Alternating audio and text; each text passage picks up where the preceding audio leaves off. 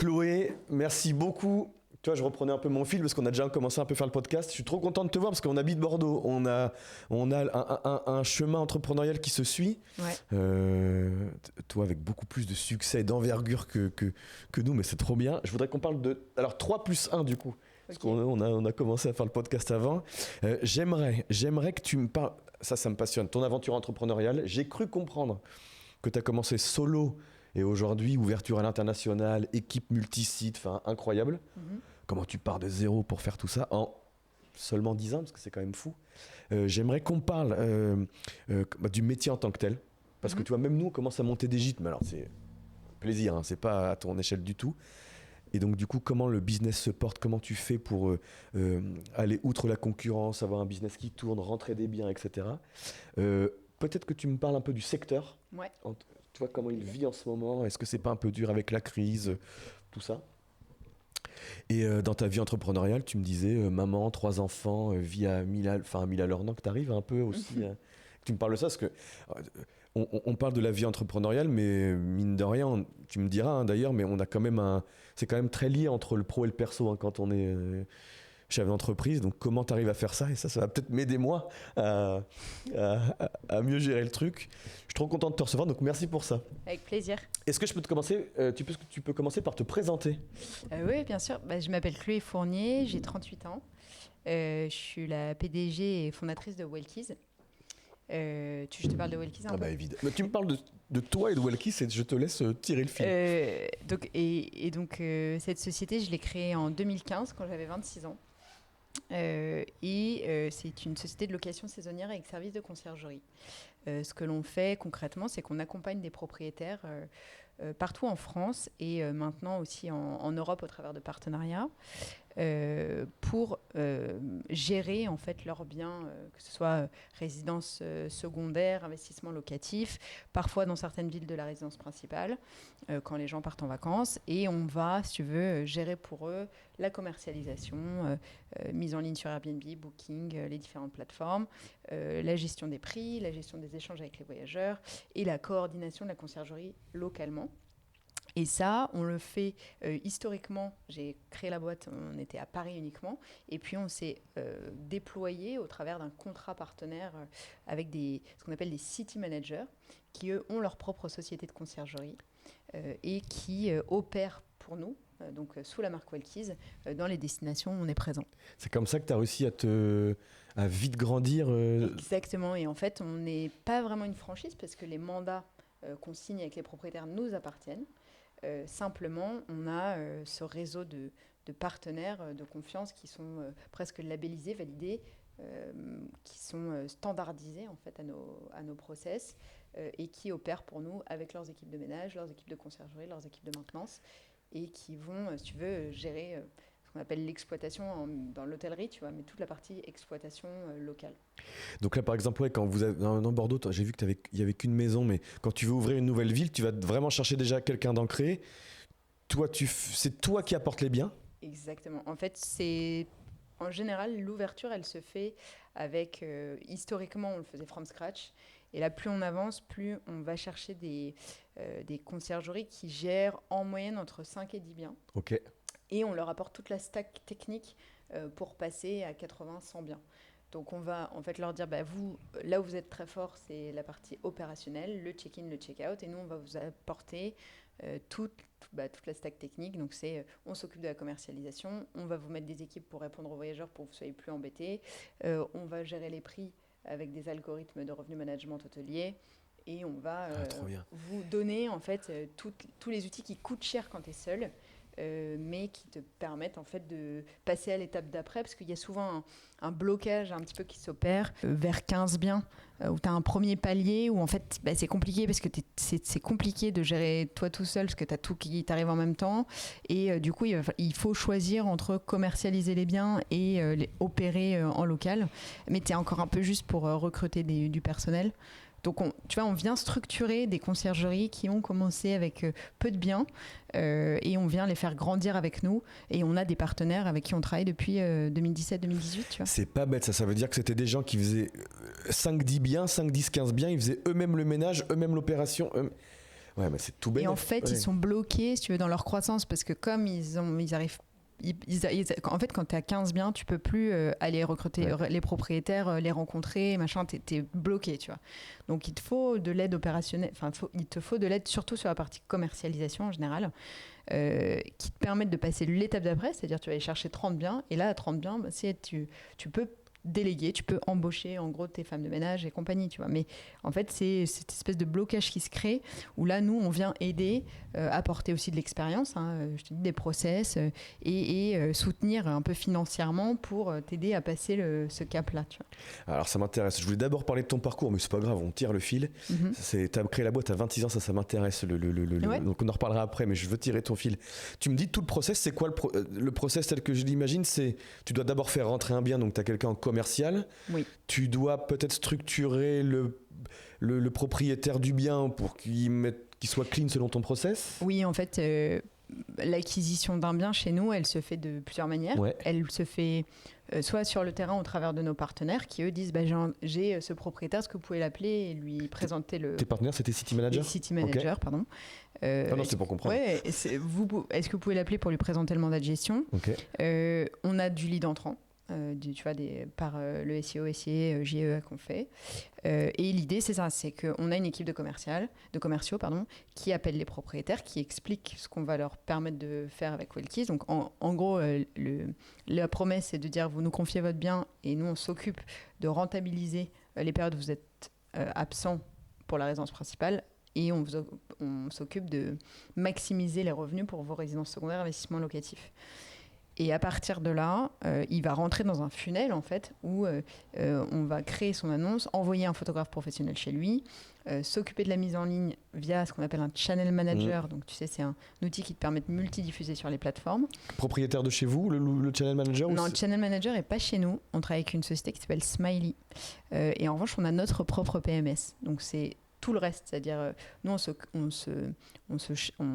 travaille avec eux sur la partie tu sais, les canaux uniquement, et en revanche après toute la partie opérationnelle et diffusion elle est développée par nous, et on a un outil qui est formidable, qui est celui qu'on a depuis le début, qui fonctionne super bien et qui nous permet en fait d'avoir internalisé l'appli propriétaire, l'appli concierge, le dashboard City Manager, et tout rentre à partir du moment où tu as une réservation qui rentre sur Airbnb Booking, synchronisée évidemment, tout vient se déverser dans ce PMS et chacun reçoit ses missions, et à la fin du mois tu as les facturations et compagnie, quoi. Et ça, développer maison dès le départ? Ouais, je l'ai fait assez vite, et en fait si tu veux boucler un peu sur mon parcours, mais moi j'ai fait une école de commerce et j'ai bossé pendant 2 ans à l'international chez WPP, qui est une grosse agence de com.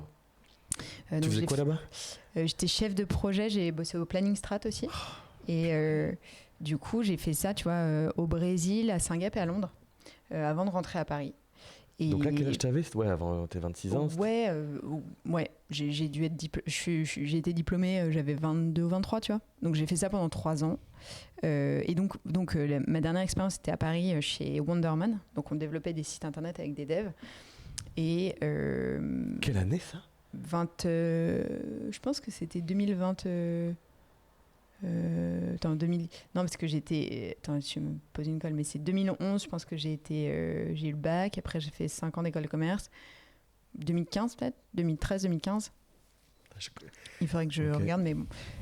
Et en fait, à partir de là, je sentais qu'il y avait un truc qui me frustrait un peu dans ces grosses boîtes, en fait, où j'arrivais pas à voir un peu ce que je faisais, ou tu vas à tirer le fil et à prendre un truc de A à Z. Donc ça m'a assez vite gonflé, et je me suis dit qu'en fait, ce qui me convenait, c'était de créer un truc où j'ai une incidence directe, parce que je suis un peu une énervée de l'opération, enfin en tout cas de la gestion de projet. Et donc, en fait, au départ, Wellkeys n'était pas ce que Wellkeys est aujourd'hui. C'était une plateforme de mise en relation entre des propriétaires et des concierges, un peu ce qui est le co-hosting aujourd'hui d'Airbnb. C'est vraiment des concierges validés qui ont des commentaires et disant Martin est venu chez moi, il a fait le ménage, machin, ça s'est bien passé. Et ça, je l'avais déployé en France complète, enfin partout en France. Et à partir de 2017, on s'est rendu compte que le fait de ne pas gérer les réservations, c'était la galère en termes de maîtrise de la qualité et des échanges avec les voyageurs, tu avais toujours des couacs.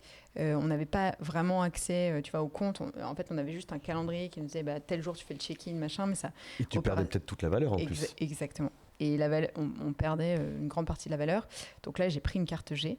On est devenu agent immobilier et on est remonté dans la chaîne de valeur et on a dit à partir de maintenant, on fait de la gestion complète. Donc gestion de A à Z. C'était même plus le même métier là du coup. Hein. En tout cas, on est venu ajouter la brique gestion. La brique gestion. On avait déjà l'opérationnel puisqu'on avait déjà ce vivier de concierges un peu partout en France. Et donc on est venu, adosser la brique gestion et c'est cette brique gestion qui nous a fait complètement décoller. Et ça a été quoi le switch qui t'a dit non là il y a un souci, il y a un grain de sel dans la machine? On ne gagnait pas assez d'argent. Ok. On ne gagnait pas assez d'argent. Moi j'ai levé des fonds. Donc j'ai 2 actionnaires qui sont encore aujourd'hui actionnaires chez Wellkeys. Et donc t'as levé beaucoup? J'ai levé au total, en 10 ans, on a levé 4 millions à peu près. Ok.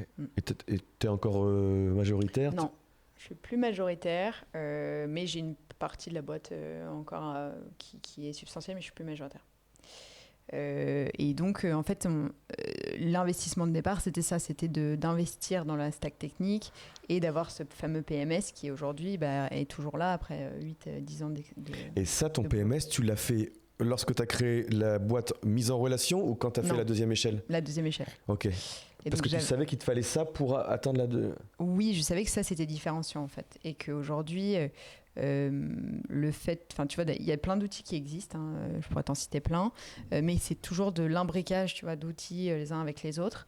Et donc nous, en fait, à chaque fois, il nous manquait un truc, c'était pas, ça correspondait pas exactement au contrat partenaire qu'on voulait, qu'on avait.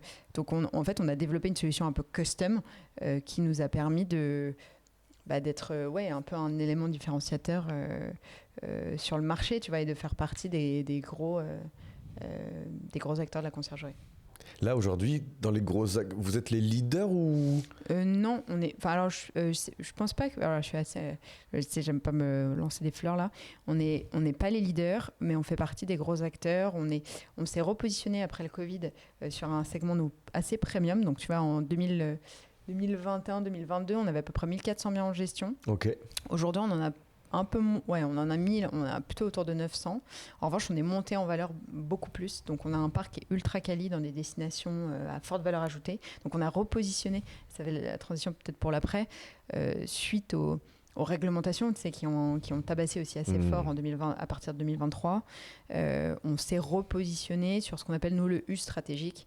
Donc, c'est vraiment, tu vois, l'Ouest, Sud-Ouest, Riviera, Paris qui reste l'une de nos premières marges, mais et la montagne. Et la montagne qui est un marché formidable. Ah ouais, puis je voyais les biens que vous avez. Enfin, tout de suite, c'est des nuitées de dingue, consommateurs avec des paniers de dingue. Pourquoi le Covid? J'imagine bien, mais c'est le Covid qui t'a dit on perd trop de marge avec des petits, il me faut de la grande valeur ajoutée. C'est quoi qui t'a amené là-dessus? Oui, c'était une discussion qu'on avait avec nos actionnaires hôtiers, qui nous disaient, bon, en fait, plutôt que viser le volume, est-ce que vous n'auriez pas intérêt à viser le prix? Et puis mon associé Jean-Robert, qui est avec moi depuis 2019, on a eu toute cette discussion, cette réflexion en disant il faut qu'on aille chercher plus de valeur en fait. Et donc comment tu vas chercher plus de valeur? Tu vas te mettre dans les endroits où on loue plus cher et tu vas te mettre dans les endroits où où tu as une concurrence qui est aussi un peu moins forte, ou en tout cas et là on a fait un gros travail de rebranding pour le coup. C'est-à-dire on avait tu prends notre logo avant 2019, même avant 2021, après 2021, c'est jour et la nuit, tu vois. Et donc ça, j'ai fait un gros travail de rebranding de la marque en fait, qui est aujourd'hui une marque considérée comme quali, vue comme quali, et après on a les opérations évidemment qui suivent aussi derrière parce que il faut que ça suive. Mais c'était ça en fait, c'était vraiment aller chercher de la valeur versus du volume, quoi.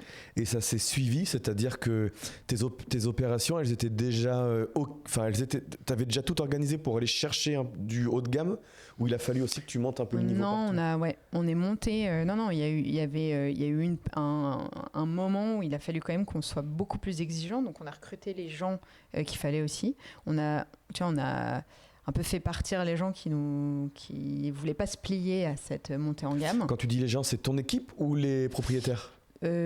Les deux. Les deux. Les Ok. deux, ouais. On a fait le ménage dans le parc. On a aussi vraiment cranté la partie opération en termes de réseau, tu vois. C'est-à-dire qu'on a maintenant une équipe de 3 personnes sur la partie réseau, avec Léna Cocharian, qui est notre responsable réseau, qui vraiment fait un travail de fond, tu vois, pour que la qualité soit au maximum. Et on a aussi adapté nos contrats de partenariat sur cette qualité, parce que c'est aujourd'hui l'un de nos critères premiers, en fait, parce que c'est le chat qui se mord la queue. C'est-à-dire, si tu ne fais pas de qualité, tu perds tes voyageurs, puis tu perds tes propriétaires parce que tu ne loues plus. Donc, en fait, c'est vraiment l'un des critères premiers. Et puis Airbnb, tu vois bien comment ils fonctionnent, c'est-à-dire que eux, qualité first, parce que sinon, t'es plus visible dans les algorithmes. Et hallucinant, tu vois, on a été super, ils ont le super host. T'as le coup de cœur un peu bronze et t'as le coup de cœur or. On a été coup de cœur or à un moment. Tu le sens dans les raisins. Là, je sais pas pourquoi on est redevenu bronze. Enfin, sinon, je sais pourquoi.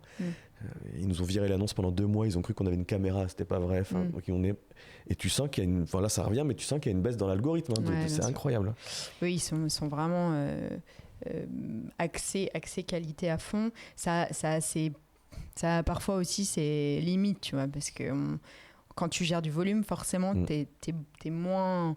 Je veux dire, tu peux pas avoir du full qualité parce que tu gères vraiment du volume et puis du volume de voyageurs. Et puis, on a vu quand même je sais pas si dans ton expérience d'hébergeur, tu as vu ça, mais on a vu aussi des gens, voyageurs, qui ont changé, tu vois, dans leur manière de faire. Et on a de plus en plus de gens qui te prennent un peu en étau, tu vois, de contentieux qui sont là pour réclamer parce qu'il y avait un mini truc qui n'allait pas, tu vois.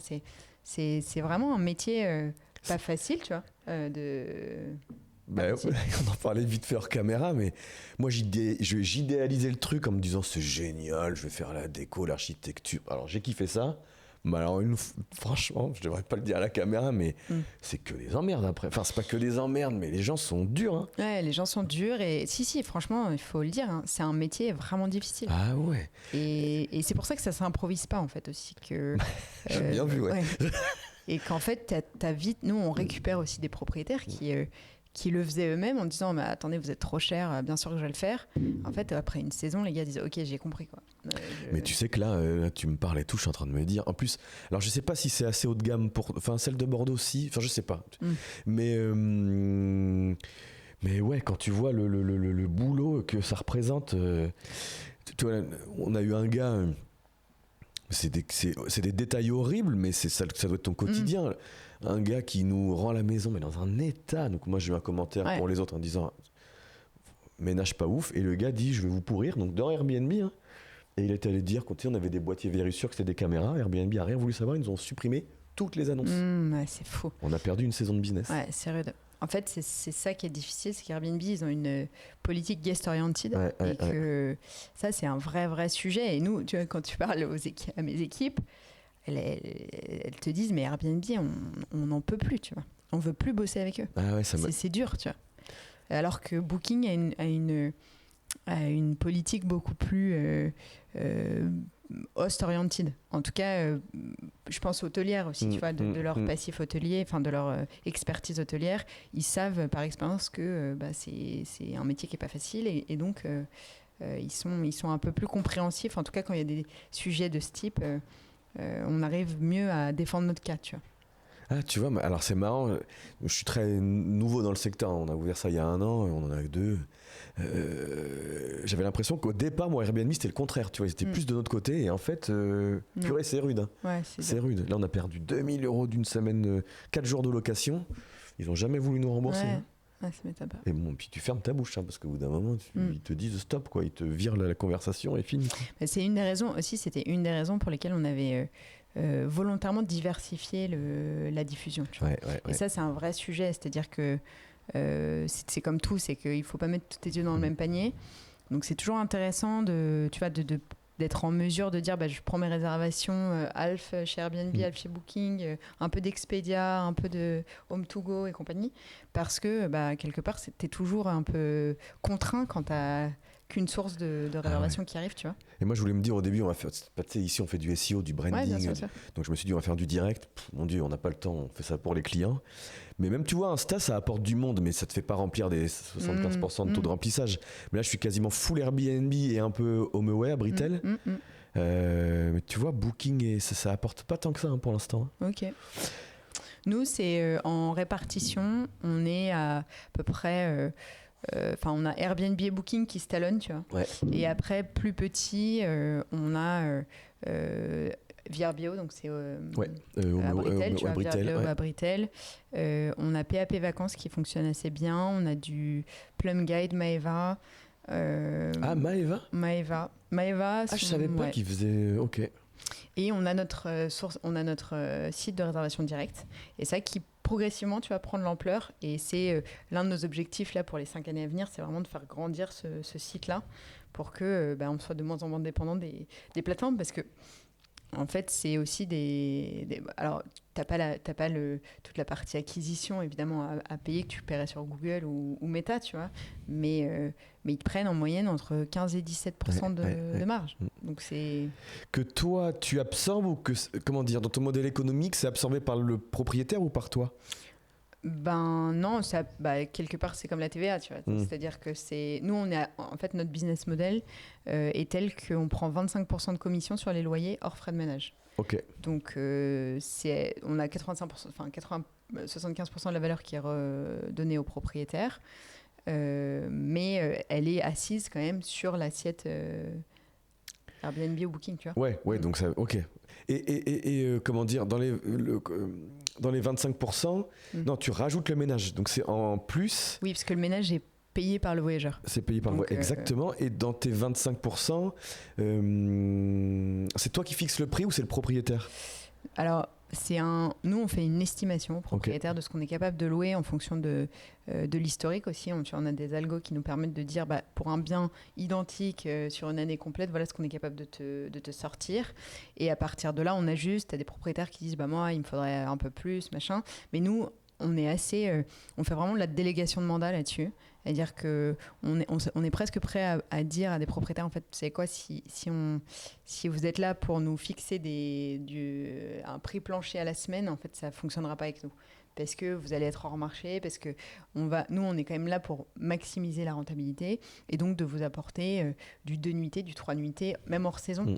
Et donc, il faut, en fait, on disrupte un petit peu ce modèle de location saisonnière. Je pense que tous les acteurs comme nous, on est aussi venus casser ces codes de l'agence immobilière classique, tu sais, samedi au samedi. Voilà, samedi, sans linge, avec un prix semaine particulier, etc. Donc ça, l'éducation n'est pas facile à faire, tu vois. C'est vraiment de l'éducation à faire auprès des propriétaires. T'en as qui jouent le jeu et qui sont assez contents parce qu'en fait, tu peux louer un petit peu moins cher à la nuitée, mais au final, tu vois, in fine, tu t'y retrouves parce que tu as beaucoup plus loué, donc tu as beaucoup plus de commentaires. Donc en fait, ton truc, il monte en flèche. Et t'en as d'autres, c'est plus difficile, mais du coup, on les écarte un peu, quoi. Non, mais et, tu vois, nous, on bosse beaucoup avec des vieux acteurs. Alors, tu vois, les gîtes de France, les Clés Vacances, d'un autre côté, les Vacances et les Villages Club du Soleil, tu vois, c'est des clients. Et eux, tu vois, c'est des marques qui ont parfois 30 ans, donc il y a des mandats qui datent et ils sont coincés parce que certains propriétaires qui ne veulent pas changer tout ça, et donc ils se retrouvent à devoir vendre de la semaine alors que tu sens bien que c'est plus du tout l'envie des gens, bien sûr. et que c'est même presque pas rentable parfois, parce que comme tu dis, mieux vaut vendre de la nuitée moins cher mais de remplir tout. Bien sûr. Toi, tu as un peu cet avantage-là où tu sais, c'est comme Airbnb, il est arrivé sur le secteur un peu nouveau, ils ont fait de leurs règles à eux en fait. Donc toi, mine de rien, 10 ans, c'est relativement jeune dans le secteur, donc tu as pu faire ta règle. Mais on voit, tu vois, on a eu des discussions avec des acteurs plus traditionnels, et c'est vrai que tu as l'impression qu'on parle pas la même langue. En fait, c'est ça qui est pas facile. Traditionnel, c'est qui, toi? Tu penses à qui? Des agences immobilières. Des agences immobilières qui se sont dit, nous, on fait de la transaction, on va faire aussi de la location saisonnière. Et en fait, c'est un métier, c'est un vrai métier. Et je te dis, tu as des voyageurs qui sont de plus en plus exigeants, qui cherchent des minimum stay de plus en plus faibles, donc du 2 nuitées, 3 nuitées, etc. Et des gens qui sont aussi exigeant et en fait, aujourd'hui, tu ne peux pas concevoir d'arriver dans une location Airbnb sans linge, par exemple. Tu peux pas dire au gars, vas-y, passe, à ton voyageur, vas-y, passe à l'agence, récupérer les clés, le linge dans ton petit baluchon. Je pense que les gens, ils cherchent plus ça, en fait. Puis c'est devenu le minimum, c'est le minimum de qualité. Exactement, minimum de qualité. Et d'un point de vue expérience, en fait, les gens recherchent... c'est ça, c'est un minimum.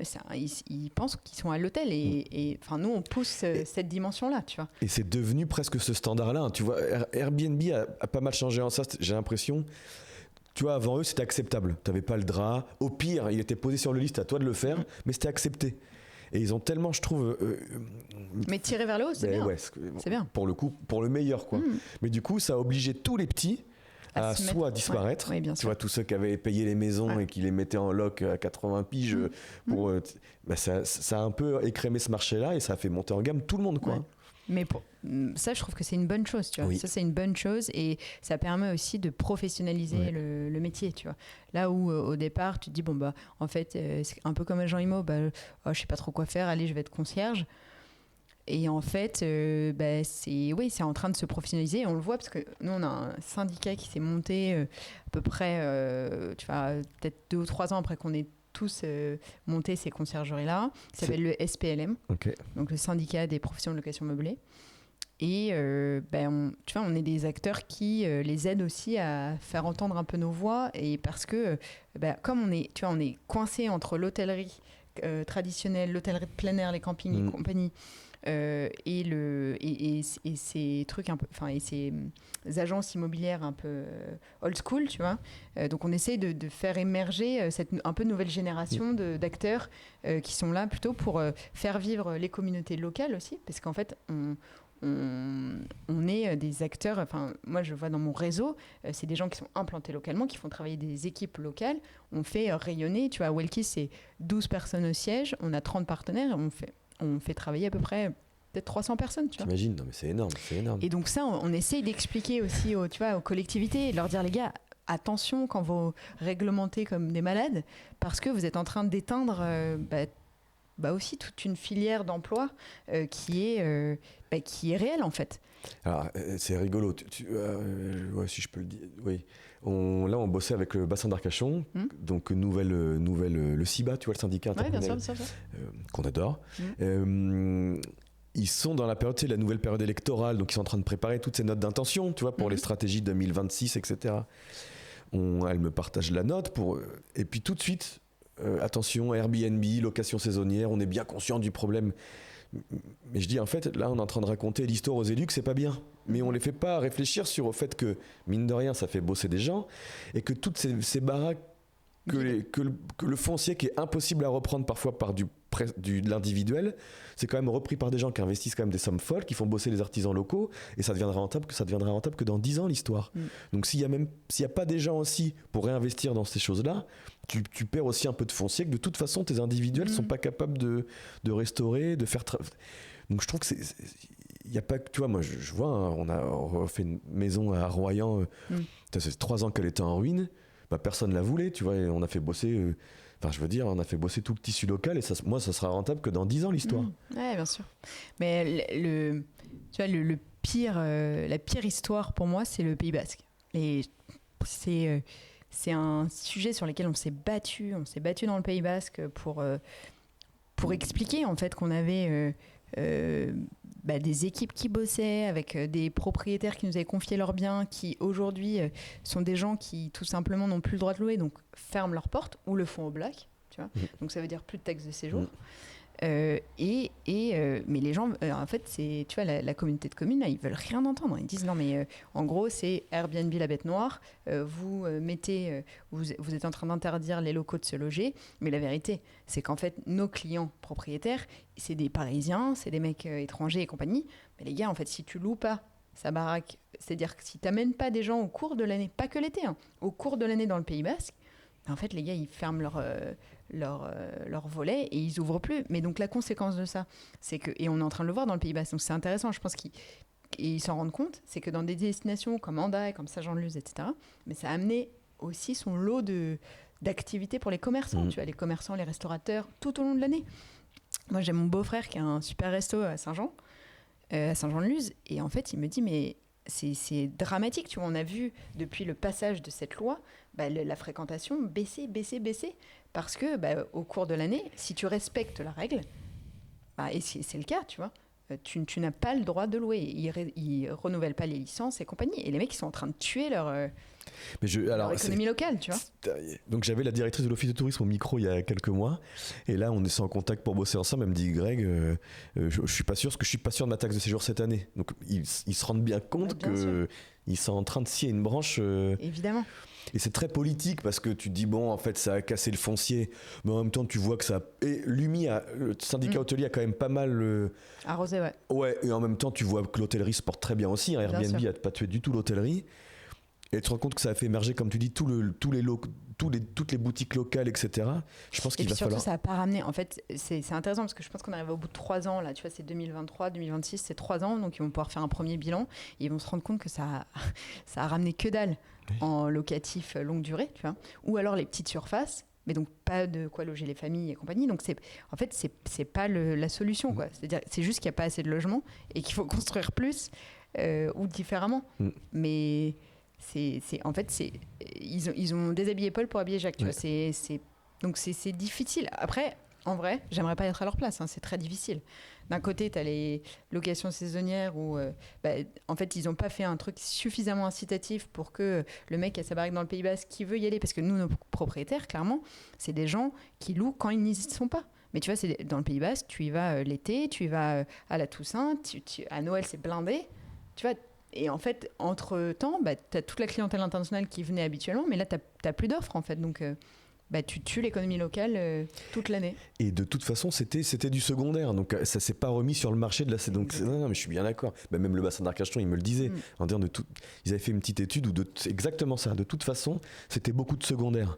Bien sûr. Ou de résidences déjà payées. Donc, en fait, ça ne remet pas le bien sur le marché. Donc, les seuls qui ont bien compris le business, et c'est très bien, c'est en montagne. Et eux, ils ont bien compris qu'ils avaient une problématique de ce qu'on appelle les lits vides, tu vois, les lits froids plutôt. Et donc, eux ont tout misé sur, au contraire, on va se servir de ça, tu vois, de servir de casser le samedi, d'aller chercher du week-end, etc., pour faire émerger nos stations de ski hors hiver, tu vois. Donc, en basse saison, l'été. Et donc, on a des destinations, tu vois, comme Cham, comme Megève, qui émergent l'été et on a du monde, tu vois. Et les gens vont de plus en plus à la montagne. Et là, tu as du choix parce que ils ont ouvert de manière très forte à la location courte durée. Et ce qui est paradoxal, c'est que donc nous, tu vois, donc focus tourisme, moitié acteur privé, moitié institution, comité de commune et tout. Donc tous les cahiers des charges qu'on reçoit des comités de communes, c'est on veut désaisonnaliser, on veut faire du slow, on va faire du durable. Donc désaisonnaliser, on est bien d'accord que c'est plus juillet-août, c'est le reste du temps. Sauf que si tu tues ton modèle de location courte durée, les gens, il faut bien qu'ils... Donc en fait, ils défendent stratégiquement quelque chose dont ils prennent les lois qui servent à l'envers du truc, en fait. Mais alors, nous, on n'a pas de poids pour expliquer tout ça. Donc ça nous sert à ça. Mais le podcast sert à ça. Mais on se dit, mais vous avez une politique de la ville, enfin de la communauté de communes, un chemin qui est intéressant en plus, d'élargir la saison, ça permet de remplir... Mais sauf que toutes les lois que vous prenez vont à l'encontre de ça. Je pense que aussi, tu sais, au départ, Airbnb s'est développé de manière un peu sauvage au début, comme tout acteur un peu disruptif, tu vois. Et que les politiques sont un peu servis de ça, si tu veux, pour en faire un bouc émissaire. Là où, tu vois, des acteurs comme nous, on était justement là pour encadrer le truc et dire, en fait, on va pas faire ça à l'arrache en mettant un matelas par terre. Ça va être fait de manière encadrée. S'il y a un problème, on a des équipes sur place qui interviennent. Et tu vois, chez Airbnb ou chez Booking, aujourd'hui, on est des acteurs qui comptent. Enfin, je veux dire, ils nous écoutent, ils sont là pour faire équipe avec nous, pour faire évidemment pression, etc., parce qu'on est la voie vers les propriétaires. Et donc, en fait, les politiques se sont servis un peu de ça pour dire attention, Airbnb, c'est la bête noire, c'est eux qui vous volent vos logements, alors que c'est vraiment du raccourci bête et méchant qui sert à rien, tu vois. Ah non, mais c'est clair. Et c'est aussi le fait d'un... c'est comme Uber avec les taxis, je veux dire, c'est le fait d'un acteur qui vient disrupter le marché, t'as un temps qui fait que il va être la bête noire jusqu'à ce que ça soit accepté dans les codes et dans la vie en fait. Tu vois, ce qui est très dur, j'en ai parlé dans un précédent épisode, mais tu as l'impression que tu sais, en Europe, pour éviter que ça se répande trop vite, on coupe avant que ça innove. Alors que tu vois, par exemple, les pays asiatiques, là je regarde un documentaire, tu te dis, mais les gars, en fait, ok, il y a ça, je vais subventionner là 3-4 acteurs, je vais vous mettre tous en concurrence, puis il y en a 3 qui vont mourir, 1 qui vont garder, par contre j'aurais pris 10 ans d'avance sur le marché. Mais nous on coupe tellement tout qu'on n'a pas le temps d'innover, tu perds 3-4 ans de tourisme, tu perds 3-4 ans, mais en fait tout le monde a tellement évolué que c'est mort en fait, après il te faut 3-4 ans pour reprendre la... Et puis, je pense qu'en France, mais partout, tu vois, à New York, quand ils ont coupé, tu vois, les mecs qui font le bilan maintenant, en fait, c'est un drame. C'est-à-dire que les hôtels ont pris what 1000, que les seuls biens qui restent, c'est intouchable si tu veux te loger en week-end ou en vacances, tu vois. Et en gros, ça a remis peu de logements sur le marché locatif. Donc, mecs, ils sont un peu genre, ah merde, en fait, on a fait un peu de la merde, il va falloir qu'on revienne dessus. Tu vois. Ils sont revenus dessus à New York ou pas ? J'ai pas vu. Pas encore, mais c'est des discussions qui sont en cours pour assouplir le truc, tu vois. Bon, et en même temps, ça va peut-être donner écho aux autres plus rapidement si New York remet sur le marché. Ouais. On va voir, mais déjà là, il y a les municipales, c'est là, non ? C'est samedi, je suis pas hyper politique, mais c'est samedi les municipales, non ? Oui, c'est ça, donc ça va peut-être aussi faire bouger un peu les lignes je sais pas, des gens qui se remettent un peu en question. Ce qui est difficile, c'est que, tu vois, en parlant à des organismes un peu d'État comme Atout France, comme des gens qui sont chargés, tu vois, de les destinations, les mecs comprennent pas ce qu'on fait. Et c'est ça qui est dur. Alors je sais pas si c'est qu'on explique mal, ce qui est possible, hein, ou que c'est comme c'est nous. Enfin, tu vois, on a toujours été un petit acteur, la location meublée. Oui, c'est le propriétaire de 80 piges qui met son truc, tu vois, en location, et on n'est pas identifié comme une filière.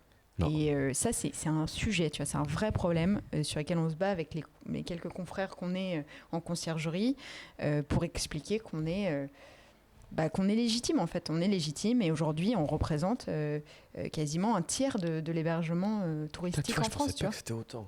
Donc c'est colossal. Alors j'ai une théorie là-dessus, mais j'y vais mollo parce que tous ces gens-là sont mes clients, alors je veux pas me les... Bien sûr. Bon, ils le savent. Et le podcast sert à ça, c'est que tu vois, les Atout France. Alors, et encore, Atout France, c'est un poil plus. Non, si, Atout France, tu vois, tous les Comcom, etc. Je m'en suis aperçu il n'y a pas longtemps, mais il faut presque des combats. Parce que c'est quand même très politique, tout ça. Ouais, bien sûr, bien sûr. Et tu vois, le combat de la location saisonnière, taper sur la tête des locations saisonnières, comme tu dis, comme la filière, elle n'est pas très structurée, il n'y a pas vraiment de gros syndicats. Ouais, bien sûr, bien sûr. En fait, c'est très facile parce que tu tapes sur la tête, mais il n'y a personne pour répondre. Les hôteliers, tu fais pas ça. Nous, dans toutes les Comcom, l'UMI, il y a toujours des antennes locales. On rigole jamais avec les hôteliers. Des fois même, on les a dans les... Quand on fait des brandings avec des Comcom, on a des représentants de l'UMI, on n'a jamais des représentants de la location saisonnière. Mais ça c'est c'est entre guillemets, c'est aussi parce que la filière est jeune, et que ça fait 10 ans que, tu vois, en fait, mise à l'échelle d'une vie, en tout cas d'une filière, c'est rien. Donc en fait, c'est aussi on a été un peu les instigateurs, et puis on déblaye le terrain, tu vois, mais j'espère qu'on va être un peu reçu, tu vois. C'est pour ça que je viens aussi dans ces émissions pour en parler, parce que je trouve que c'est important d'expliquer que on fait vivre beaucoup de gens, on fait travailler beaucoup de gens, et qu'on a une filière qui est pas seulement naissante, quoi, qui est vraiment un acteur maintenant presque incontournable de l'activité touristique en France. Et encore, moi je suis maman de 3 enfants. Je te garantis que j'adore aller à l'hôtel, et je suis non mais vraiment, j'adore ça, tu vois. Mais pas avec 3 enfants. Mais en fait, avec 3 enfants, tu t'es obligé de t'organiser différemment. Et c'est pas forcément une question de budget, mais t'es obligé d'avoir un peu un chez toi, si tu veux profiter le soir, juste de pas être dans un hall d'hôtel. Enfin, ça n'a pas de sens, tu vois. Et donc c'est juste ça vient pas contre les hôteliers, c'est ça qu'on essaie d'expliquer aussi. Ça vient pas contre les hôteliers, c'est vraiment un autre mode de voyager, en fait. Et alors je suis carrément... Oui, tu vois, moi on a les mêmes enfants, les enfants dans les mêmes âges, etc. Moi, avant, quand on était sans enfants, hôtel. Maintenant, franchement, c'est très complexe, quoi. Tu t'ennuies un peu tout le monde. Ouais, bien sûr. T'ennuies tout le monde, et puis je trouve que l'organisation est de la chambre n'est pas faite pour ça. Non. Et c'est pour ça que d'ailleurs, on voit beaucoup de maisons hôtelières émerger, tu vois, où les gens ont compris ça. On dit, ok, en fait, on est quand même dans une génération où tu voyages avec tes enfants, tu les emmènes partout parce que tu as peut-être moins d'aide des grands-parents ou parce que tu vois, tu les gardes avec toi aussi. Tu leur fais découvrir des trucs, etc. Et donc, tu as de plus en plus de ce qu'on appelle des maisons hôtelières, c'est-à-dire des biens où tu as des apparts avec du service hôtelier, etc. Et c'est chez Wellkit, c'est ce qu'on véhicule aussi un petit peu, tu vois. C'est vraiment te permettre de voyager dans un endroit où tu n'as que de l'hôtellerie. En fait, toi, l'hôtellerie, je te dis, t'es avec tes enfants, ça va aller 2 jours, mais en fait, si tu veux passer une semaine, ça va être la galère. Et donc, on t'offre une solution hyper centrale ou hyper bien localisée, avec une cuisine, du Wi-Fi, la possibilité de recevoir des gens si tu veux aussi, une jolie vue, ou en plein centre, dans un hôtel là où c'est pas adapté en fait. Mais ça vient. Je trouve que c'est ça qui est difficile, c'est que on a pris pour habitude d'opposer les deux. Mais en fait, c'est pas les mêmes usages.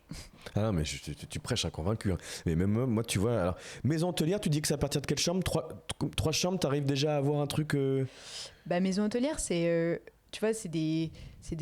Alors, tu vois, je sais pas si je peux citer un peu des gens que j'imagine, mais tu vois, des Iconic House, par exemple. Tu vois, je vais te raconter une bonne anecdote avec ça. Ouais. Vas-y. Mais en fait, ce genre de maison, et puis à Paris, tu en as de plus en plus où c'est vraiment là c'est un petit peu plus spécifique, c'est-à-dire tu prends des buildings de bureaux qui sont transformés en résidence hôtelière, mais où tu as, à partir de 2 chambres, tu vois, une chambre, 2 chambres. Iconic House, ça a quoi, 4 ans ? Ouais, c'est assez récent. Quand j'ai eu mon projet là de faire ça, donc j'ai acheté la maison, mon petit était pas encore né, donc il y a 4 ans et demi, tu vois. Ouais. Putain, j'ai appelé ça les Iconiques. J'ai déposé la marque il y a 4 ans, elle était nickel. Oui. Purée, je lance le truc, je vois Iconic House. Je leur ai envoyé un mail, ils m'ont jamais répondu. Bon, après, moi, je suis minus, hein. Ouais. Mais je me suis dit, merde, bon, après, les Iconic House, on est tellement pas dans les mêmes... on est dans le même secteur, mais c'est tellement... ils sont tellement monstrueux que je pense que je suis tu vois, je suis un grain de sable. Je voulais pas changer... Ah si, alors j'ai voulu changer de nom. On change le nom. J'ai dit, putain, on va pas se faire avoir 2 fois, je vais voir. Putain, c'était déjà pris. Je dis, bon, allez, je laisse les Iconiques de toute façon. Et du coup, ça s'appelle comment ? Ça s'appelle les Iconiques. Ah, d'accord. Mais bon, on est tout petit pour l'instant. Le site est même pas sorti. Bon, bref. Bon, si mais en tout cas, tu vois, ce modèle, en tout cas, d'appart plutôt que chambre, il émerge vraiment, tu vois, sur la partie séjour, voyage, en tout cas. Ah non, mais c'est clair. Mais même nous, on se bat pour... Comme on bosse beaucoup avec les comités de communes et les offices de tourisme, on fait pas mal de conférences auprès des propriétaires. Et mon Dieu, alors c'est que c'est pas un cliché, t'en as quand même beaucoup. Quoi encore, 80 piges, c'est quand même un secteur... Mais ça c'est dommage, puisque tu vois, pour le coup, les offices du tourisme, nous on a beaucoup de mal à rentrer en contact avec eux. En fait, si t'as pas une adresse physique, locale, les mecs ils veulent pas te recevoir.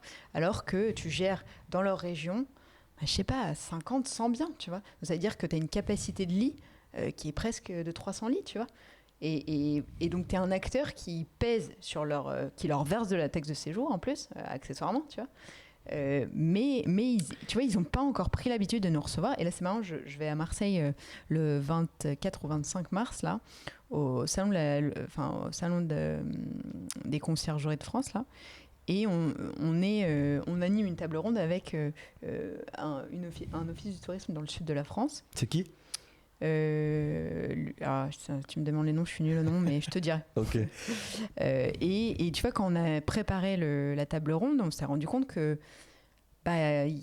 c'était... Enfin, alors lui était hyper ouvert en disant, mais bien sûr, nous, toutes les conciergeries, on essaye au contraire de les rencontrer, de les mettre en avant, parce que c'est ce que les propriétaires cherchent. Tu vois, nous, on est partenaire aussi de l'Office du tourisme de Paris. Ils nous invitent à tous leurs événements et on sent qu'on est brassé avec les hôteliers, donc c'est hyper intéressant. Mais t'en as d'autres. Ils n'ont pas intégré qu'on était un acteur qui pouvait leur amener aussi du business, tu vois. Oui, mais parce qu'ils n'ont pas la culture aussi business. Ouais. Oui, ça, je suis d'accord. Ça commence à changer, parce qu'ils commencent à perdre des budgets et ils y vont de plus en plus. Mais ils n'ont pas cette culture-là fondamentalement. Ouais. Mais tu me diras, parce que nous, c'est beaucoup nos clients, et en vrai, je pense qu'ils seraient très intéressés par vous rencontrer. Ouais, bien sûr. Pour même faire des OP, de la mise en avant, tu vois. Ouais, clairement. Mais on a du mal à le faire. Enfin, tu vois, à chaque fois, on est retoqué parce que nous, on n'a pas d'implantation. On a des agences tu vois, à Megève, on a une agence. Dans le sud de la France, on a une agence. Dans les Landes, on a une grosse implantation. On avait une agence, mais on a... C'est à Bisca ? Non, on est dans les Landes. Mais où dans les Landes ? Cabreton, quoi. Ok. Oscar Cabreton. Et tu vois, eux, on a travaillé un petit peu avec eux, mais une fois qu'on avait changé d'adresse, enfin tu vois, on n'avait plus cette adresse physique, ça a été assez difficile à... Ouais, parce qu'ils ont encore ce truc-là de si c'est pas dans la règle administrative, tu peux pas rentrer. J'ai l'impression que ça commence à changer. Ouais, non, mais peut-être qu'il faut aussi, nous, qu'on fasse plus de démarches vis-à-vis d'eux, tu vois. Parce que ça, c'est un vrai... Enfin, c'est comme ça qu'on s'ancre aussi dans le tissu un peu local, tu vois. Et ils sont tous en recherche de désaisonnaliser. Donc Ouais, non, mais c'est typique ce qu'on apporte, tu vois. Tous ceux que tu as cités, on les a. Okay. Tu me diras. Avec plaisir, franchement. Et c'est aussi de notre côté, je te dis, c'est aussi de notre côté à faire émerger notre voix. Et on en parlait la dernière fois avec un de mes concurrents, mais avec qui on s'entend bien, tu vois. On se disait, en fait, ce qui est dur, c'est que c'est pas qu'on a honte de notre secteur, mais tu vois, comme de manière générale, on tape sur Airbnb de manière hyper forte, de manière collatérale. En fait, nous, tu vois, tu te dis, en fait, peut-être que tu finis par douter, tu vois, en disant, les gens te disent, quand même, Airbnb, tu te rends compte, ton business, ça veut dire que les gens peuvent pas se loger à cause de toi et compagnie. Tu vois, t'as des espèces d'amalgames qui font que, du coup, on est un peu plus réticent à élever la voix, alors qu'on devrait assumer pleinement qu'on est un acteur à part entière et qu'on fait exister des gens, qu'on fait vivre des gens et que franchement on fait venir surtout des gens dans ces destinations-là. Mais pour le vivre maintenant de près, tu vois, moi je vois la maison de Bordeaux qu'on loue, en fait j'ai que des publics étrangers. Qui seraient jamais entre guillemets, non j'exagère un peu, mais ils viennent parce qu'il y a l'occasion de la location, tu vois. Je suis pas sûr que ce soit les campagnes de com qui fassent aussi venir. Donc non, mais c'est clair. Mais à l'occasion, mais pour moi il y a deux sujets, tu vois, politiques un peu de ces trucs-là, c'est location saisonnière courte durée Airbnb et le surtourisme. Où en fait quand tu fais les vraies études, tu vois, j'avais le sujet avec le bassin d'Arcachon, tu te rends compte que finalement quand tu interroges la population, en fait, il y en a que 7% qui sont contre le tourisme, mais c'est ceux qui te parlent très fort, donc tu as l'impression que c'est la voix du peuple, entre guillemets.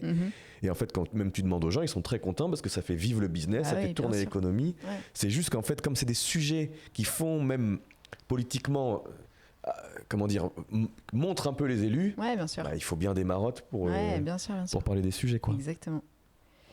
Attends, je regarde l'heure qui tourne parce que il y a plein de trucs dont on n'a pas parlé. Vas-y. Il nous reste un quart d'heure. Ce qui m'intéresse, c'est comment tu as scalé. Tu es parti, donc t'es city manager. Oui. T'es city manager, donc toi tu te dis, moi je suis allé chercher, j'en prends ceux qui ont 5-10 biens, je les aide à eux-mêmes à scaler. Structurer, ouais. Ce sont tes fournisseurs, tu les intègres dans ta boîte, tu les rachètes, comment ça se passe ? Non, ce sont des fournisseurs. Okay. Ce sont des fournisseurs. On a simplement un contrat spécifique avec eux, de quasi-exclusivité. Okay.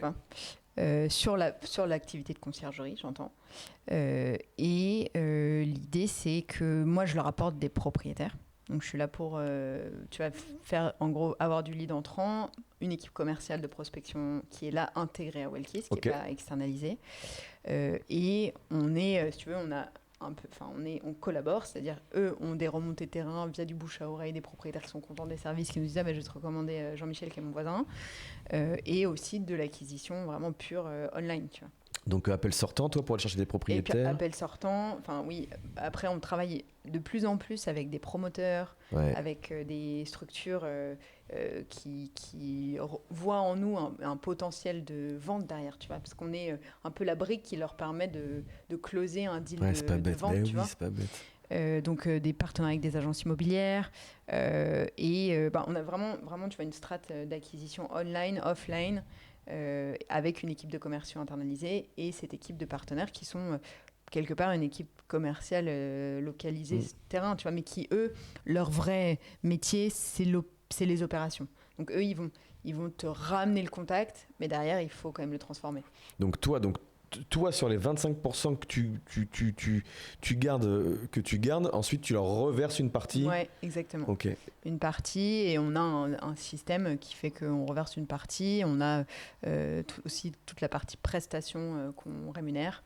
Ok. Et, voilà. Ménage. Ouais, ménage, check-in, blanchisserie. Que tu rémunères en plus. Que... En fait, là, c'est l'assiette vraiment ménage. L'assiette ménage, elle est à part, tu vois. Le propriétaire, quelque part, ça ne le regarde pas. C'est-à-dire c'est notre business avec le voyageur. Voilà. Donc ça, et ensuite donc toute la partie donc check-in, check-out, ménage, etc. Donc c'est ton city manager qui le gère. Oui. Avec ses équipes. Avec ses équipes. Tous les petits problèmes de j'ai pas réussi à rentrer, la machine à café marche pas. Ça, on a un service client. Donc un service client, tu vois, alors c'est pas H24, mais on a du 8h 23h tous les jours. Et donc ça, on a notre tech qui nous permet de gérer ça par des équipes de call center, tu vois, à distance. Donc moi, je suis client Airbnb, entre guillemets, je me plains sur Airbnb, ça remonte chez toi sur ton outil. Oui. Et ensuite, comment ça se déclenche en termes de méthodo ? Ouais, et ensuite, tu as les équipes logistiques, donc soit qui te rappellent, soit qui t'expliquent en disant, bah là, tu me dis, Internet ne fonctionne pas. Je dis, OK, bah, avant de faire intervenir la personne en local, bah, nous, on a un service qui dit, bah, OK, est-ce que vous avez essayé ça ? Un peu comme un agent, tu vois, qui dit, est-ce que vous avez essayé ça ? Est-ce que vous avez un machin ? Et qui te guide. Et si vraiment tu es bloqué, bah, là, on dit, bah, OK, on vous met en relation avec la personne en local pour qu'elle intervienne. Ça, donc, tu as 1000 biens. Ton équipe technique un peu SAV, c'est combien de personnes ? Comment tu as fait ça ? C'est l'équipe, elle doit faire 10 personnes à peu près. OK. Mais on fonctionne en shift. Donc, c'est en fonction. On adapte. Alors, 10 personnes, c'est au total en outsourcing, mais on ne fait pas que de la partie logistique. Et après, si tu veux, on adapte en fonction des saisons. Donc, nous, nos gros mois, nos mois forts, c'est saison hiver, saison été. Donc, c'est de novembre, c'est début décembre à fin mars. Okay. Tu vois. Et après, ça reprend mi-juin jusqu'à fin septembre. Et après, on a les intersaisons, mais là, qui sont plutôt les villes, quoi, où on a besoin de moins d'effectifs. Donc, c'est aussi le fait d'externaliser nous a permis d'adapter. Ça, c'est bien. Donc, c'est bien. Et ensuite, dans ta chaîne de valeur, ça s'arrête là ? Oui, alors après, on gère tout ce qui est e-réputation aussi. Ouais, tu vois, e-réputation, donc c'est qu'une fois que le guest est parti, nous, on a tout un système de relance pour qu'il mette un commentaire et qu'on ait derrière nous, qu'on puisse aussi mettre en place toute la partie e-réputation. Trop bien. J'ai vu aussi sur le site que vous avez des services additionnels. Ouais. On a deux choses dont j'aimerais te parler qui étaient intéressantes. On a des services additionnels, c'est-à-dire qu'on propose en amont du séjour, quand la personne...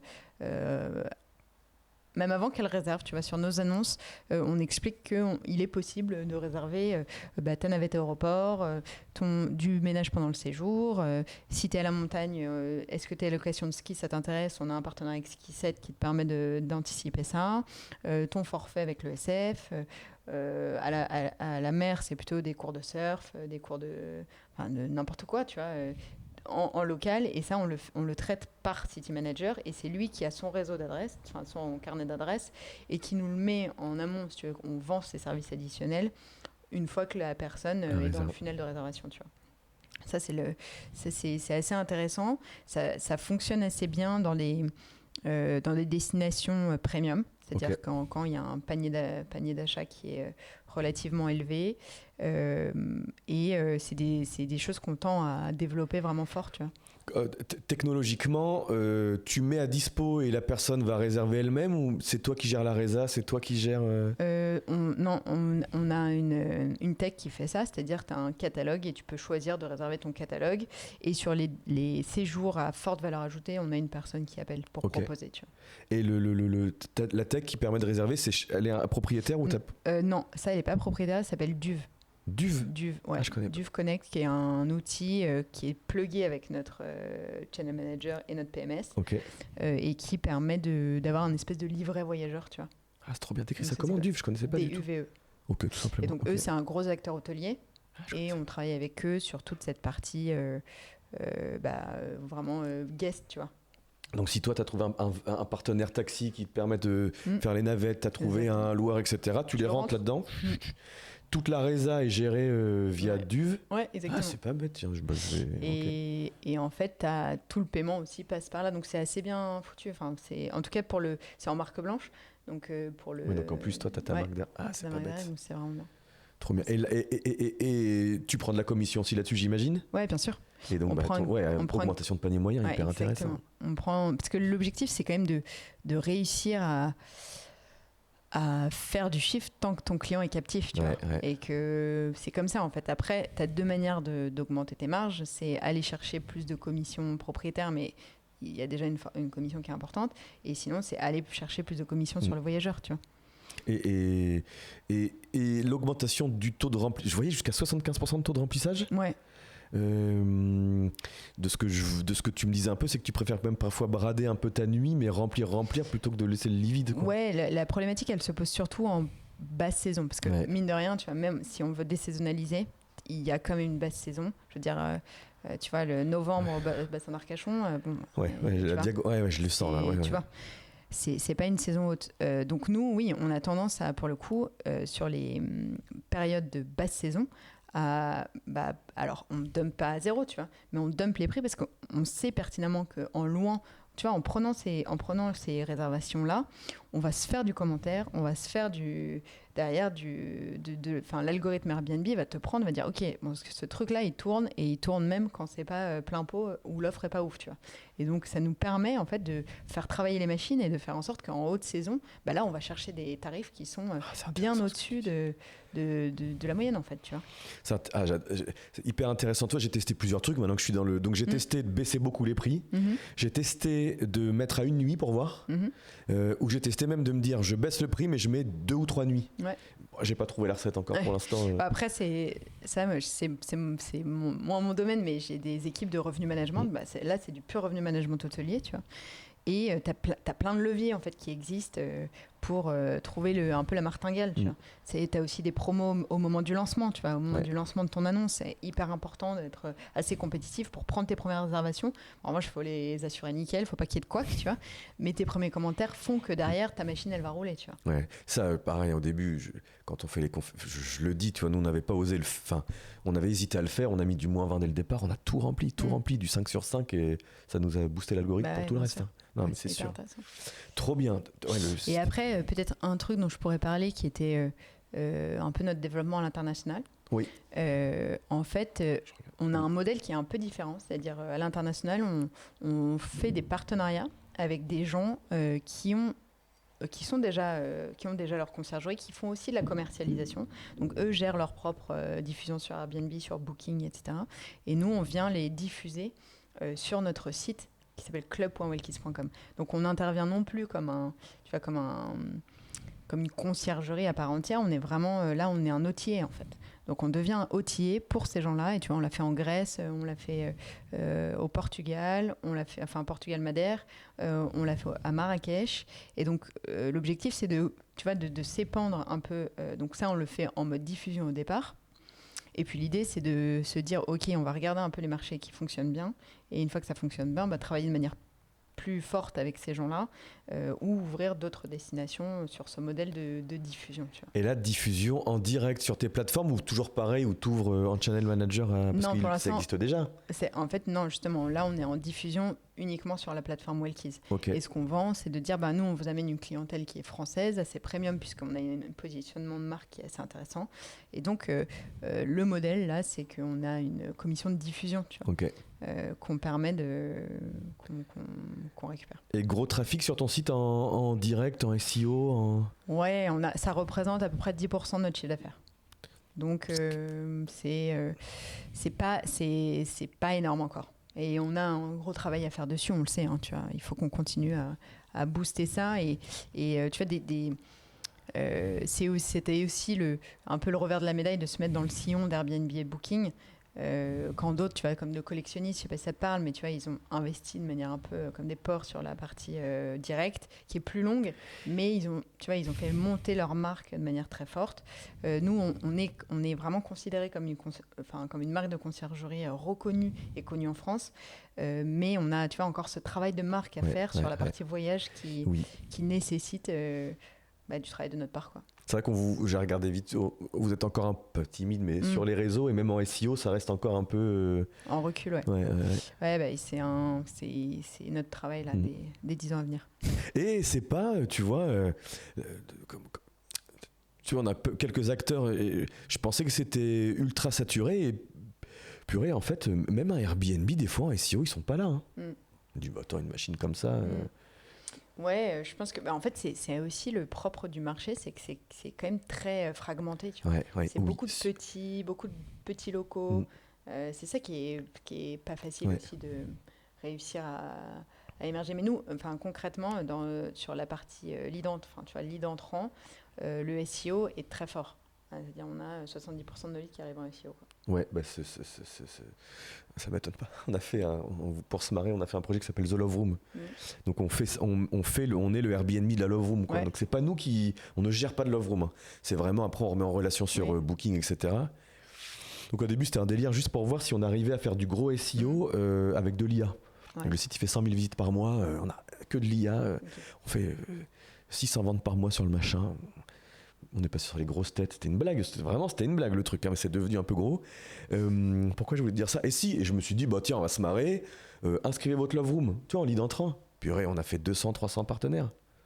Mais parce qu'en fait, chez nous, ça vaut, je sais plus combien, je crois que c'est 100 balles par an pour apparaître sur le truc. Pareil, j'ai mis un prix de merde. J'aurais dû mettre, bon, c'était pour rigoler. Et mais parce qu'en fait, c'est tellement fragmenté qu'en fait, dès que tu vois un acteur qui est un peu visible sur toutes tes requêtes, les propriétaires le voient. Hein.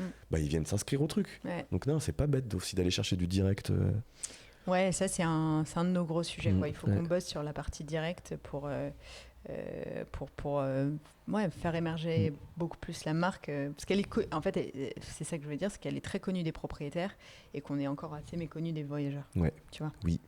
Le collectionniste a réussi à bien à faire, et encore que mais bon, c'est tellement ultra premium qu'en fait dans leur cible ils sont connus, ils sont très connus, mais beaucoup aussi de social, beaucoup de branding, beaucoup de. Ouais, tout à fait. Et vous avez ça d'ailleurs, ton repositionnement est hyper malin, enfin faut oser, hein, de se dire je vais enlever t'as enlevé peut-être un tiers de ton parc quand même. Ouais, c'est ça, 400 biens à peu près, tu vois. Faut avoir le courage de se dire purée, est-ce que c'est Ah ouais. Mais je connaissais pas la marque avant ton rebranding, et c'est vrai que c'est haut de gamme sans être trop excluant, quoi. Donc on se dit luxe accessible. Ouais. Tu vois. On est sur du 4 étoiles à peu près, tu vois, 3-4 étoiles. Mais c'est clean, tu sais que t'as pas de surprise, enfin pas de surprise dans le bon sens, tu vois. Tu sais que c'est un peu la vision, c'est de te dire en fait que tu ailles à Paris ou à Megève ou à Cabreton, tu vas retrouver le même niveau de service avec des amenities, du linge hôtelier, toute la partie vraiment para-hôtelière presque, tu vois. Ah, mais hyper malin. Mais de toute façon, c'est ça devient la tendance. Hein.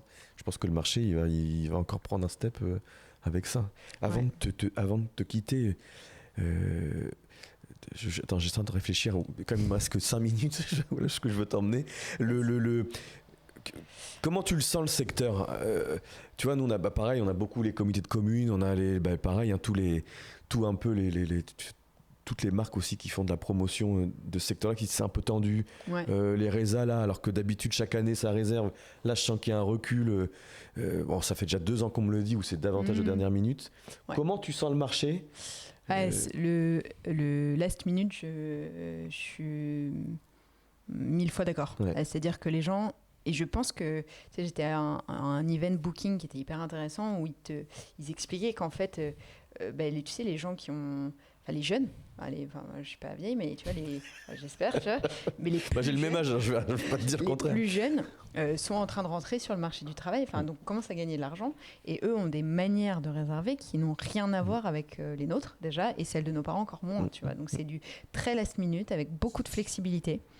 Tu vois, ils attendent de pouvoir, ils réservent 3 trucs et puis ils annulent si jamais ils n'ont pas envie. Donc peu d'engagement long terme, beaucoup de flexibilité et la recherche du meilleur rapport qualité-prix. Tu vois, il faut vraiment, tu vas chercher, puis tu vas mettre sur ChatGPT, trouve-moi tu vois, franchement, hein, Non, mais oui, mais et en c'est plus, comme t'as ça raison. qu'ils font leur choix.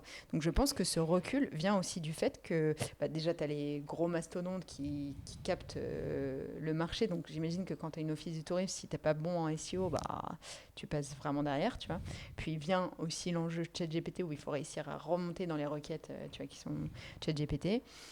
Et après, sur le marché, je pense que en fait, c'est aussi, ça suit un peu la logique, c'est-à-dire que c'est pour ça qu'on s'est positionné des premium, c'est le premium est très demandé, et puis le bas de gamme va être, tu vois, un peu laissé à mourir, quoi.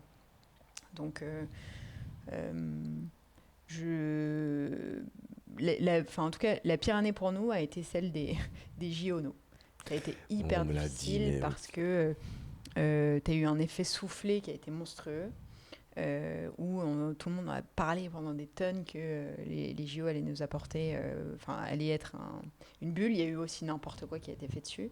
Mais c'est vrai que ça a été difficile. Et tu vois, quand tu dis l'année va être difficile et compagnie, tu vois, nous, on fait un premier trimestre qui est fantastique grâce à la montagne. On a là l'été. Je pense que c'est un peu tôt encore pour dire parce qu'il y a cette logique un peu, tu vois, last minute. Mais en fait, en étant en ayant cette saisonnalité, on souffre aussi. Tu vois, comme on a bien diversifié le parc, on souffre un peu moins ouais. T'es moins dépendante que de l'hiver ou que de l'été. Exactement. Donc ça, c'était quand même un bon move qu'on avait fait. Et je conçois que quand t'es que à Osgore ou à Cap-Breton, tu paniques un peu, tu vois. Ou même, tu vois, on a des villages clubs du soleil, des vacances seules. Alors non, en plus, pour eux, ça va très bien. Mais où... Oui, parce que l'hôtellerie de plein air, elle vend en poupe quand même. Ouais. Beaucoup. Et ça vient aussi traduire, alors sans faire de clichés, tu vois, mais ça vient aussi traduire que les gens sont plus regardants sur les budgets. Alors, ce qui est incroyable, tu vois, pareil, on a des Sonelia, des... Purée. Quand je vois, j'avais pas pris conscience, tu vois, je suis pas un consommateur du camping, mais le prix, des fois, j'exagère un peu, mais t'es quand même pas loin d'avoir une maison, en loc. Bah ouais, et puis pas bas de gamme, quoi. Non, ça me fait Enfin, je veux dire, même les campings montent en gamme. Hein. Oui, non, ça c'est sûr. Tu commences, je trouve que, mine de rien, t'as de moins en moins tu sais, c'est comme le vin. Aujourd'hui, c'est rare de trouver un vin dégueulasse.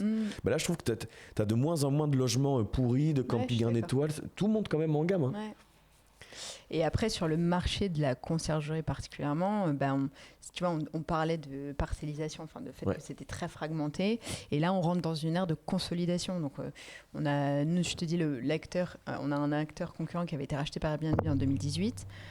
Et puis, depuis, en fait, il y a des opérations où les gros acteurs, alors Airbnb a fait déjà son deal, donc eux, je pense que c'est fini. Mais tu vois, des acteurs comme Booking, je suis pas sûre qu'ils aillent sur ce modèle, tu vois, d'aller jusque sur le terrain. Mais tu as d'autres acteurs qui essayent de concurrencer, qui sont un peu moins connus, comme Holidoo, comme Home2Go. Je sais pas si Holidoo, on a fait leur SEO il y a quelques années. Ouais. Quand tu les connais, ces gens-là, ils sont avides de portefeuille, en fait. Ils ont fait un bon move, Holidoo. Hein. Oui, un très bon move. Et du coup, eux, si tu veux, leur intérêt, j'imagine, c'est aussi d'aller voir des acteurs comme nous, comme sur des marchés où on a la maîtrise du propriétaire, pour dire, demain, c'est peut-être pas débile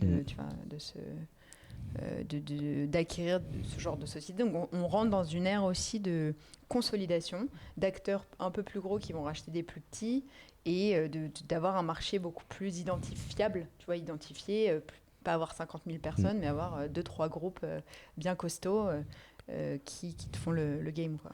Toi, ta vision, ton envie dans les quelques années à venir, c'est quoi?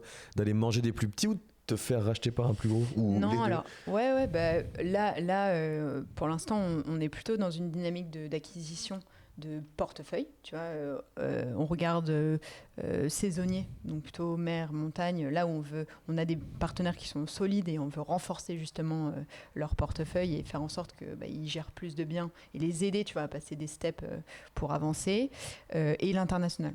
L'international, je pense que c'est aussi un move que j'aimerais faire là dans les saisons à venir, tu vois. Donc avec ce même principe de city manager international. Exactement. Ouais, en plus, tu as la feuille de route, quoi. Ouais, tu sais déjà comment faire. Ouais, c'est vraiment du plug and play. Tu vois, tu vas chercher le gars, tu le mets en place, tu lui colles du SEO dessus et SEO SIA, et puis tu c'est vrai quand Et donc la logique de se faire racheter, Ouais, enfin, tu vois, bien sûr. Hein, tu veux grossir avant de te faire. Non, et puis parfois ça fait sens aussi de s'adosser à un très gros et de se dire, ok, ben, en fait, tu fais partie d'un truc plus important, c'est hyper intéressant.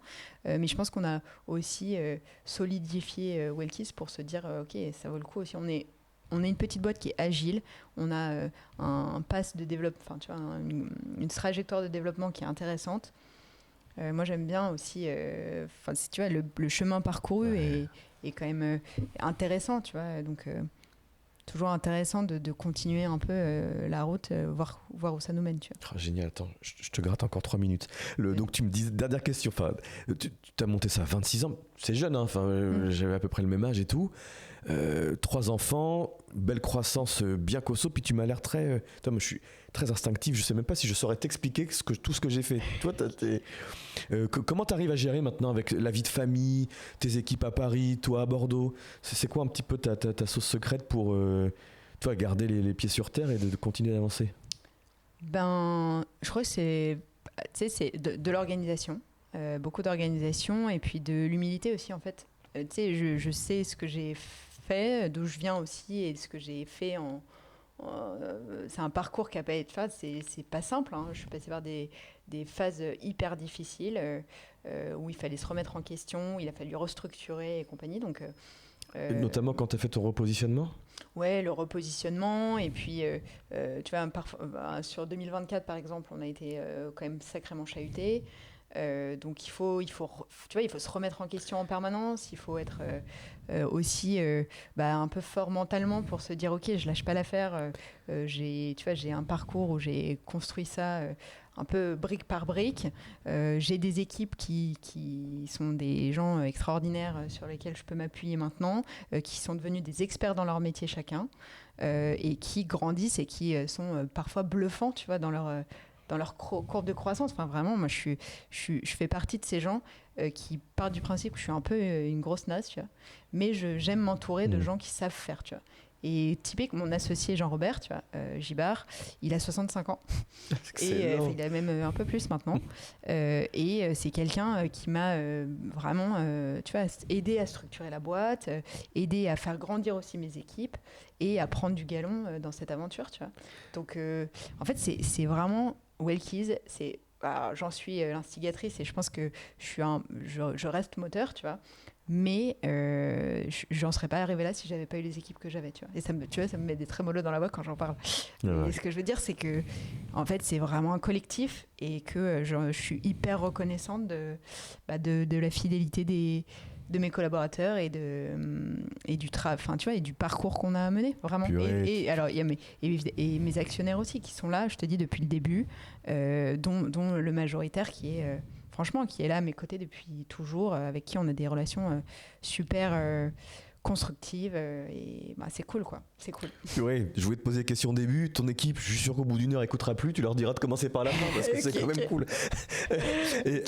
Question, mais quand il a fallu te séparer et te faire... comment tu m'as dit, quand j'ai fait le repositionnement, il a fallu que je me sépare de quelques personnes dans l'équipe. Comment tu prends le courant? Non, repositionnement de la marque, non, ça a été. Non, mais c'est après, en fait, quand tu prends des directions, en fait, t'assumes tes directions et tu dis, en fait, là, on va faire ça. Et donc, soit tu suis, soit, tu vois, ça correspond plus trop à ce que tu veux faire. Dans ce cas, on se met d'accord et tu pars, tu vois. Et franchement, je considère qu'on est plutôt, j'ai l'impression d'être une dirigeante plutôt bienveillante. Donc, il y a des gens avec qui ça s'est mal passé parce que c'est la vie des affaires, tu vois. Mais globalement, je pense qu'on a construit quelque chose où les gens sont contents de venir bosser, tu vois. Et ont l'impression qu'on a une vision qui les emmène un peu loin. Donc, tu vois, restructurer, c'est pas facile. Hein. C'est pas facile, mais nécessaire parce que tu vois, parfois tu dis en fait je vais aller dans cette direction, là ça correspond plus vraiment pas à ce que tu fais ou ce que tu veux, et en même temps tu vois, t'es obligé de faire ça parce que t'as aussi les 8 autres derrière qui comptent sur toi pour avancer. Donc je pense que ça c'est la vie d'un entrepreneur, c'est d'être capable de faire des choix difficiles et que en fait t'es jamais vraiment tranquille, quoi. Et ça je te le mets de manière en plus je veux dire, en fait, t'as jamais vraiment de vacances. Enfin, tu vois, alors maintenant, j'ai des équipes sur lesquelles compter. Tu me dis, mais t'es toujours en veille. Et en fait, c'est normal parce que c'est un peu ton bébé, tu vois. Donc, moi aussi, hein, je suis un peu une folle furieuse de la.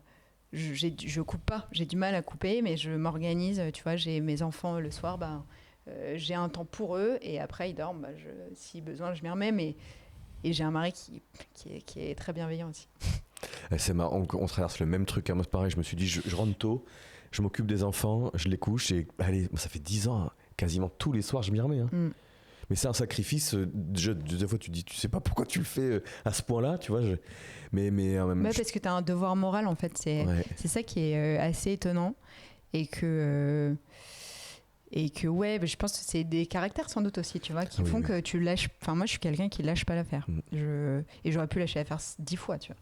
Et tu vois, des fois, quand j'en parle à des copains non entrepreneurs, ils me disent, mais oui, mais c'est parce que t'es chef d'entreprise que t'es comme ça. Je dis non, je pense que c'est parce que je suis comme ça à la base que je suis devenu chef d'entreprise. Je pense que c'est un truc un peu inné de. Ouais, de leadership aussi, tu vois. Ouais, peut-être. Je sais pas, du leadership et de la. Une espèce de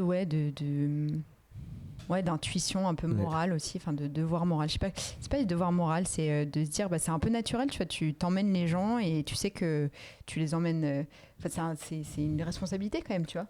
C'est une sacrée responsabilité. Quand tu vois, tu as 25 salariés, c'est une responsabilité et en même temps tu dis je serais malheureux dans une grosse boîte, tu vois. Ce serait moins mon kiff ou alors un truc assez libertaire, etc. Parce que ça, on n'en a pas trop parlé de la vision de l'entrepreneuriat, tu vois. Mais les gens disent c'est cool, t'es entrepreneur, t'es libre et tout. Gars, en fait, non, t'es zéro libre. C'est à partir du moment où tu commences à avoir des salariés, au contraire, tu portes quelque chose de plus grand que toi, mais ton devoir, c'est d'emmener les gens et pas de les laisser sur le bas de côté, quoi. Ah ouais, tous les copains qui me disent je veux monter une boîte pour être libre, je dis alors fais-le pour toutes les raisons, mais pas celle-ci. Hein. Ouais, mais bon, Greg, maintenant, toi, t'as 25 personnes, t'es libre. Je dis non, mais plus il y a du monde, moins je suis libre, en fait, parce que tu portes un truc, et parce que mine de rien, moi, j'ai ce truc-là où, en fait, ton orga, mon métier, il change presque tous les 6 mois. J'exagère un peu, mais parce que en amenant du monde, t'es obligé de revoir un peu tes process. En même temps, t'annonces une vision où, en fait, au bout de 6 mois, elle a carrément changé parce que l'IA est arrivée, personne l'avait. Et puis c'est tout l'enjeu des boîtes qui grandissent vite, tu vois, c'est réussir à se structurer, à former les gens et à aussi lâcher du lest, tu vois. C'est-à-dire déléguer. C'est difficile de réussir à déléguer et de t'appuyer sur des gens qui sont meilleurs que toi. En vrai, c'est ça, t'appuyer sur des gens qui sont meilleurs que toi pour justement faire monter la boîte, tu vois, et monter la boîte vers le haut, tirer tout le monde vers le haut. Et ça, c'est hyper important. Et je dis toujours à mes salariés, tu vois, quand on fait des nouveaux recrutements, je dis va chercher quelqu'un qui va t'apporter quelque chose, tu vois. Alors, qui peut-être dans un de tes sujets va être un peu expert, comme ça toi tu vas gagner en compétences et surtout tout le monde va être tiré vers le haut. Donc c'est franchement, tu sais, dans le métier d'entrepreneur, ce que je trouve le plus dur, c'est ça, c'est la gestion de l'humain en fait. C'est gestion de réussir à accompagner les gens, à les fidéliser, à les faire monter en compétences et à être capable de recruter les bonnes personnes. Tu vois. Moi, c'est ça, j'avoue, je suis assez forte. J'aime bien ça. Ça fait partie de... Je trouve que c'est passionnant de rencontrer... Enfin, tu vois, comme tu disais dans ton podcast, tu vois, c'est passionnant de rencontrer des nouvelles personnes et il arrive que tu fasses des mauvais recrutements. Moi, ça m'est arrivé. Bon, tu payes un peu les pots cassés, tu vois, mais en fait, c'est marginal, quoi. C'est-à-dire, t'as quand même... Enfin, moi, je trouve que je suis un peu enthousiaste là-dessus, mais les gens sont quand même... quand ils sont portés par le projet et qui sentent qu'il y a un espèce de je sais pas, d'énergie collective, et tu vois, même en étant très diffus, tu vois. Mais je suis carrément d'accord, et je me dis toujours, est-ce qu'il faut que je fasse des grands rendez-vous, que j'explique? En fait, j'aime pas, c'est toujours un peu fake, donc j'essaie de le diffuser très... Toi, je fais pas de grands trucs avec, voilà, la vision, j'essaie de le diffuser un peu dans l'énergie, tu vois, de montrer l'exemple, et alors moi, tu vois, à l'inverse, je pense que je suis nul dans les recrutements, mais pour une autre raison. C'est qu'en fait, dès que je rencontre quelqu'un, j'essaye... Et c'est pour ça que j'ai arrêté les... recruter. Alors que des fois, j'ai un besoin, mais comme c'est pas que j'aime bien la personne, mais je me dis, je vais t'aider sur ce point-là, mais c'est pas du tout ce dont j'ai besoin. Donc en fait, j'ai arrêté. C'est ma femme qui est RH, et je dis, juste à la fin. Parce qu'en fait, au début, je recevais tout le monde, je dis, là, il est quand même bien, regarde, et en plus, le pauvre... En fait, non, trop nul, c'est pas du tout ça... Moi, c'était pas de l'humanitaire, tu vois, mais donc j'ai arrêté parce que j'étais nul. C'est bien, ça veut dire que tu cernes bien les tu vois, les... Ouais, mais il faudrait que je fasse le psychologue, quoi, pas du tout. Chez quelqu'un, non. En tout cas, ouais, c'est... Mais moi, je trouve que ça, c'est vraiment passionnant, tu vois. Non, alors voilà. Par contre, c'est parce que je trouve ça tellement passionnant que je suis mauvais. Enfin, donc je suis d'accord avec toi, mais j'ai arrêté l'avant. Et par contre, après, essayer de faire grandir les gens, c'est génial, c'est génial. Ouais, et puis de les emmener dans tes convictions, tu vois. Et parfois, il faut prendre des... C'est là où je dis, tu vois, c'est pas facile, c'est-à-dire que parfois, il faut prendre des contre-pieds, tu vois, et dire, en fait, les gars, on a tout le temps fait comme ça, et là, maintenant, on va faire comme ça, et expliquer, tu vois, et dire, en fait, c'est comme ça qu'on va faire, et parfois, tu as l'impression d'être un peu dictatorial, mais parce que, en fait, c'est aussi ça l'expérience, c'est que plus tu avances en expérience, et plus tu vois, enfin, tu te projettes, tu vas être visionnaire. Et je pense que c'est aussi ça, un bon chef d'entreprise. Enfin, c'est quelqu'un qui arrive à avoir une vision et de savoir ce qui va se passer dans 1 an, 2 ans, même si ça se trouve, tu te mets le doigt dans l'œil jusqu'au bout, tu vois. Mais en tout cas, tu vois, de réussir à te projeter, de dire, OK, voilà ce qu'on va faire dans 1 an, dans 2 ans, dans 3 ans, et d'emmener tout le collectif avec toi, tu vois. Et ça, c'est plus ça grandit, plus c'est dur. Puis nous, agence, tu sais, on a quasiment 8 métiers. Ouais, branding, SEO, SIS. Donc en fait, c'est ça fois tous les métiers et toutes les... Et en même temps, c'est ultra passionnant. Et puis, ce qui est pas facile, c'est que au début, tu as quand même une expertise, tu vois. Tu commences un métier, tu es expert dans un domaine. Enfin, moi, j'étais, tu vois, donc mon métier, c'était de faire des sites. Et en fait, de manager des gens, c'est pas inné. Donc, c'est ça aussi qui est difficile. C'est de dire que... Enfin, moi, c'est ce que je trouve le plus dur, c'est que en fait, t'es de moins en moins expert dans ton domaine, tu vois ce que je veux dire. Enfin, tu continues bien sûr à te former, mais tu deviens moins bon parce que forcément ton métier évolue et change avec les gens que tu recrutes, tu vois, et que tu dois former, que tu dois manager. Donc c'est ça qui est pas facile. Je trouve que parfois je me dis, en fait, moi je suis un peu, je sais rien faire, quoi, à part gérer, enfin tu vois, faire des rendez-vous et mais ce qui est une vraie compétence, hein, qui est très sous-évaluée, mais qui est une vraie compétence. Mais tu vois, parfois je me dis, oh là, si demain je fais plus ça, dis donc, ça va être chaud, quoi. J'ai le même symptôme que toi. Alors moi, c'est pire, c'est que comme je veux pas être largué techniquement, voire je veux continuer d'être bon. Tu vois, les sites Love Room, on fait d'autres sites SEO, tu vois, là on est en train de coder des trucs sur Claude. En fait, je fais ça le soir pour jamais me faire larguer. Tu vois, pour jamais avoir l'air idiot. Mais sauf au bout d'un moment, faut lâcher, tu vois. Enfin, mais en même temps, j'adore ça. Ouais, après, il faut comprendre tout ce qui est fait. Mais tu vois, c'est le principe de faire qui est pas facile aussi d'accepter que tu sais moins faire, quoi. Tu sais moins faire les choses. En tout cas, tu contrôles, mais t'es moins dans l'exécution, tu vois. Et il faut, tu vois, moi, à chaque fois qu'on a passé des steps en taille d'équipe, il a fallu que je lâche quelque chose. Sinon, je faisais ralentir tout le monde. Et puis c'est la clé pour grandir, sinon t'y arrives pas, quoi. Trop bien. Il est 12h20. Ah, allez. T'as encore une question? Mais non, mais j'en ai 8000, mais j'arrête. Non, mais c'était génial, c'était super. Ravi d'être venu, c'est cool. Ouais, trop bien. Non, mais personnalité top, ton produit ton projet est super, le branding, super, trop bien. Bon, nickel. Et un grand merci. Mon coupe court, mais tu m'as dit il faut que je parte, donc je veux pas te. Je vais y aller parce que je dois prendre ma fille à Dej. Bon, ok. Alors, un grand merci. Et puis au plaisir. On est à Bordeaux, on s'était jamais rencontrés. Ouais, avec plaisir. Merci beaucoup. Salut. Ciao. Merci. Merci à vous d'avoir écouté l'épisode jusqu'au bout. Je vous demande de le partager et de mettre 5 étoiles sur toutes les plateformes de podcast. Et surtout, retrouvez-nous sur le site des compteurs pour nous briefer sur un projet marketing, communication ou branding. À bientôt.